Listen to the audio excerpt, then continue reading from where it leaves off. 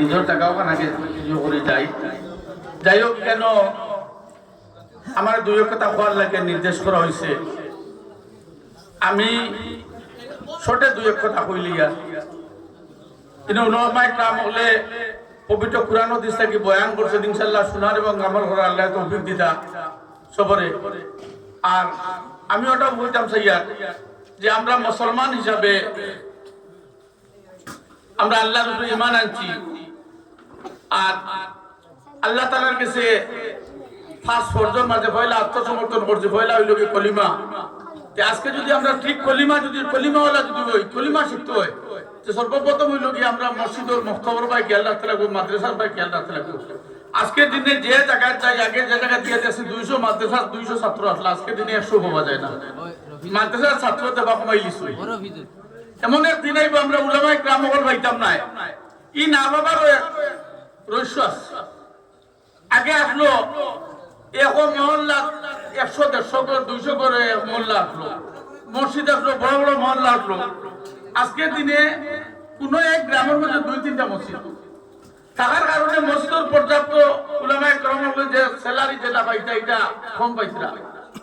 আজকের দিনে সালাত মানুষের যে কোনো কিছু, একটা বাচ্চারা যদি আমি পড়াইতে আশা করি পড়াই আমার বুয়াটা ডক্টর বানাইতাম, কিন্তু মাদ্রাসা পড়াইয়া লাস্টে ইন্ডিকেল টু জিরো দেখলাম। মানুষের দেখলা যে আমার বাচ্চাদের জীবনে যদি ইমামতি করে যে 10,000 ভালো হইতো না জীবনে এই বেতন। এর লাগে আমরা সবে খেয়াল করি, আমরা প্রত্যেক মহল্লার মেসাবগুলোরে আমরা বেতন বাড়াইয়ে দেওয়ার চেষ্টা করতাম। এর লাগে আর দুঃখ লাগে আজকে আমরা যারা দৈনিক পয়সা হলে মানুষ, আমরা 30 দিনের মধ্যে 10 দিনে মাস ইংলিশ মিডিয়ামে বাচ্চাই পড়াইয়া 10 দিনে মাস পড়াইয়া 5 লাখ টাকা দিলি, কিন্তু আমরা মসজিদে 200 টাকা দিতে আমরা খুব জবর হয়। এর লাগিয়া সবে যদি দুনিয়ার যদি সার্থক করতাম চাই যে আমরা বাচ্চান্তরে সুশিক্ষায় শিক্ষিত বানাইতে লাগবো, বাচ্চান্তরে পড়াইতাম, দিনই পড়াইতাম, জেনারেল শিক্ষা পড়াইতাম, যেটা আজকের দিনে আজকের যে সরকার আছে এই সরকারে শিক্ষার উপরে চাকরি দিব, তোমার রেজাল্টের উপরে চাকরি দিব, মেরিটের উপরে চাকরি পাইবা। এক সময় আসলো টাকার বিনিময়ে চাকরি পাওয়া গেছে, আজকের দিনে পাওয়া যায় না।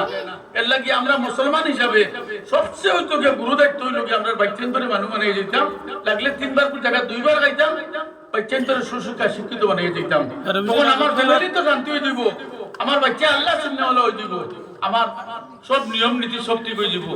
আর আমি কেন আর বেশি মাতিয়ার না, আমার সাইলাম সাহেব আইসন সুন্দরবন নিজেও বুঝা কত ওয়াজ শুনলাম, ওই কিন্তু আমি যাইতাম বহুত দূর, ওই বাউরি ঘাট যাইতাম মনে। এর লাগে এখানে মসজিদ হয়ে গেলে 1 নম্বর মাছ বুঝি টয়লেটের প্রবলেম।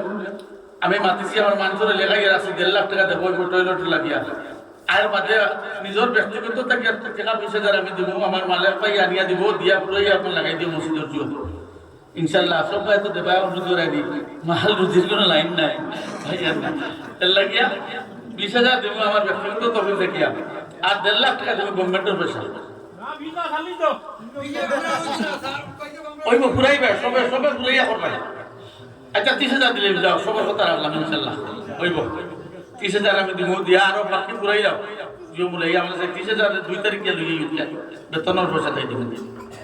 আর যদি বাসার মাধ্যমে কোনো ভুলে মাফ করতে, আসসালামু আলাইকুম।